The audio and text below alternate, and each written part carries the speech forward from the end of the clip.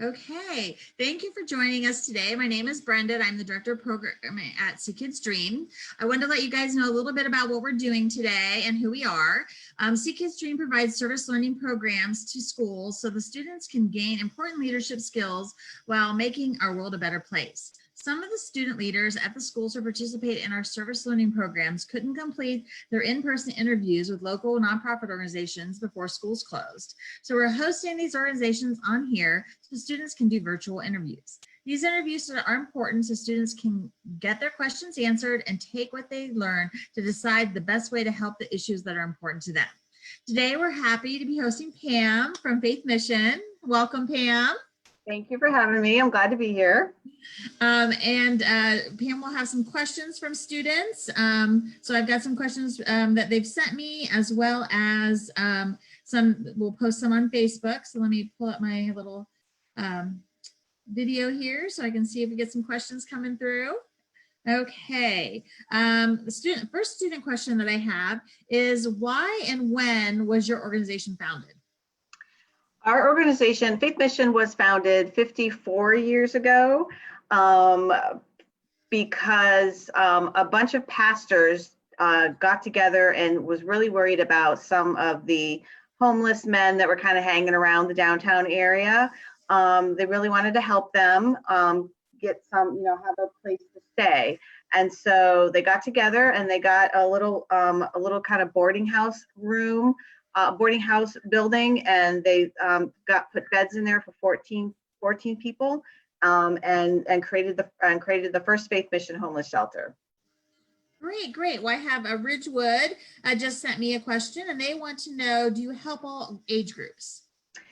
Faith Mission shelters keeps people overnight for just adult men and women. So no kids. The families go to a different shelter. But we also have a community kitchen where we serve meals, and that anybody can come to. So it can be anybody in the community who's hungry, including families and kids. And the health center is the same way. Anybody can come to the health center as well. Nice. Do you guys work with any other organizations? We partner really closely with the other shelters in town. We are all kind of run by what's called the Community Shelter Board. They kind of they kind of are our overarching boss, basically, and they help us kind of divide and conquer when it comes to all the folks in the homeless community. So we work with all the other shelters and partner with the Community Shelter Board to kind of run all together. Okay. Another student question I have is, how many volunteers do you have every year? Oh, geez, we have at Faith Mission, I think about 1,500 volunteers that come and help us every year. Sometimes they come once a year. Sometimes they come, every month. Then they usually volunteer mostly in the kitchen serving meals.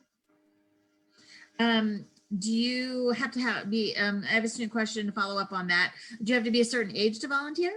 Yeah, unfortunately at Faith Mission, you have to be 18 or older to volunteer most of the time.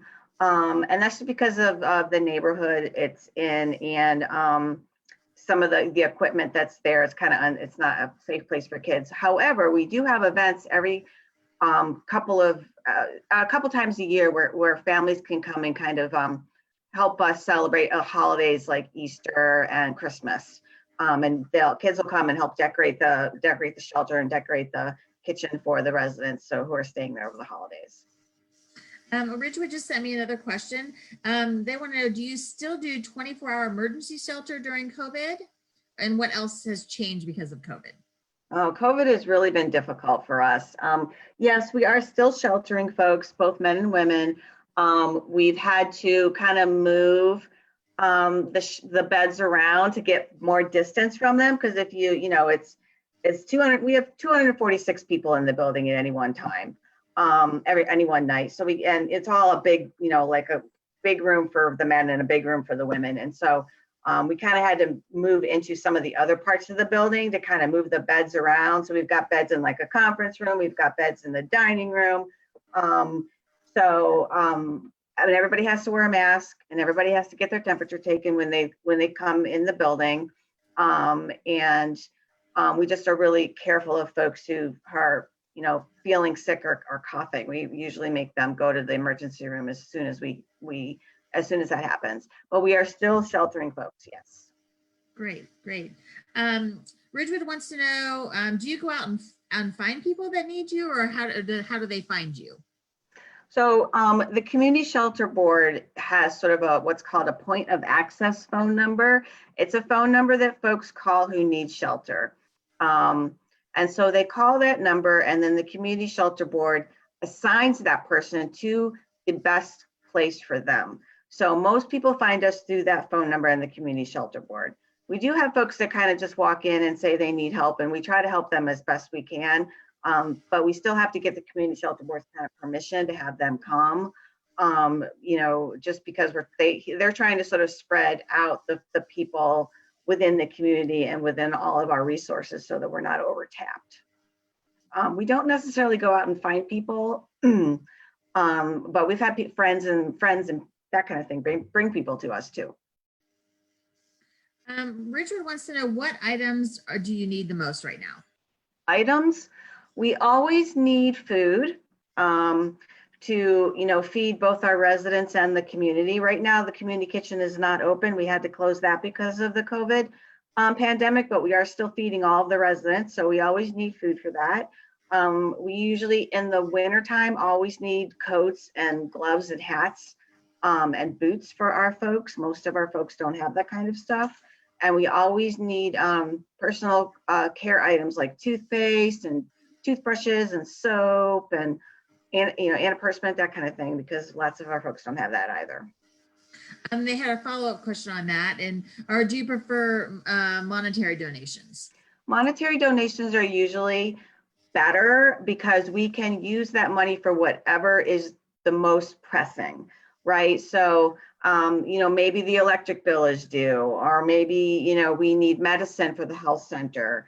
When we have monetary donations, we can always use it for whatever is the most important need at that moment. Because sometimes it's not food, sometimes it's not, toothbrushes. I have another student question. How many people do you think you usually help in a year? We shelter about 1,800 people every year. So 1,800 people, both men and women, are sheltered in the shelter every year. And a follow-up question from a student about that is, with COVID, have you seen an increase yet in your numbers? We have not, because we can't, basically. I think the need is absolutely there, but because we have to keep people separated, the 6-foot rule, more than, that means that we have to sort of not have as many people as we normally would in the shelter. Another question from students. How do you make the public aware of you guys and what you do? So that's a good question. We've been around for a really long time, so a lot of folks know us already, but we have a social media. We have Facebook and we have Twitter and we have Instagram. So we do a lot of social media outreach, and we do a lot of shout outs to volunteers and shout outs to donors and that kind of thing. We have a website that people can visit, and so if people are searching for homeless shelters in Columbus, we're usually the first ones that come up. We send out mails to our donors saying, please help us, that kind of thing. We'll do events. We always do a radiothon in November on the river. So lots of different things we do to do awareness. I do things like this and talk to you guys. So I'm building awareness right now. Yeah, we appreciate that you do this for us. What got you interested in working? Student wants to know, what got you interested in working for Faith Mission? I grew up in a family where volunteering and giving back was really important. We did it all the time. We went to nursing homes and kind of visited, lonely folks. We, collected food for food pantries. I grew up in a house where it was really, really important. So it was important for me to find a job that gave back. And so I was really lucky to get this job. I was working for some retail businesses, and and was okay, but it wasn't really like making me fulfilled or happy. And I was really lucky to get this job that I could work for an organization that's helping people. I That's think it's great. just part of my soul, Yeah, yeah. I understand that. Mhm. Um, let's see, my other question from students.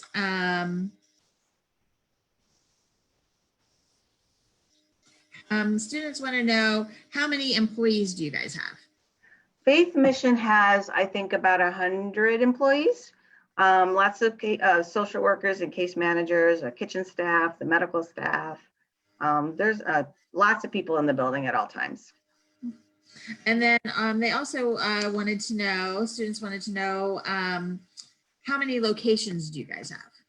Faith Mission has 3 buildings, but they're all pretty much in the same place. They're all downtown on Grant Avenue, right by Cleveland State. Let's see. Looking over my questions here. If students want to know that if they do donate, can they choose where they want their donation to go? Sure, we always do that. Yeah. All they have to do is just say, hey, I want this to go to the kitchen, or hey, I want this to go to the shelter. We'll absolutely do that. Okay. Okay. What other things do you think is important for students to know about Faith Mission? I think it's always really important to tell people that the folks who come to us um, are dealing with a bad situation in their life, right? I think there's a lot of stereotypes and assumptions made about homeless people, that they're lazy, or they're addicted to drugs, or they just don't want to help themselves, and that's really not true. Most of the folks that come to us are just in a really bad place. They're in a really bad situation. They lost their job, they got sick, their significant other died, and they had to leave their home. They moved here, hoping for a better life, and it just didn't work out for them. And they came to us just to get, for help for this situation. And it's, lots of times it's the first time they've ever experienced homelessness. They've never been in a homeless shelter before. And so we just help them move on to a better life, and we never see them again. And I just, folks who are homeless are just regular people who are having a bad time. They're not lazy, they're not bad people at all. And I think that's really important to know. It could be anybody, really. I just think, Faith Mission, there's going to be a need for Faith Mission services in the coming months and years, even more, because so many folks are out of work, and so many folks in our community live like right on the edge of being able to pay their bills.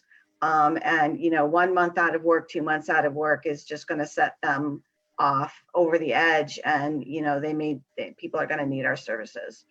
So I think it's really important that we stay open, stay viable, stay vibrant, and make sure we get the word out that we're here to help. Ridgewood, just another question. I want to know, what do you do about people that have pets? Sometimes the Columbus Humane will take the pets and take the pets in for them.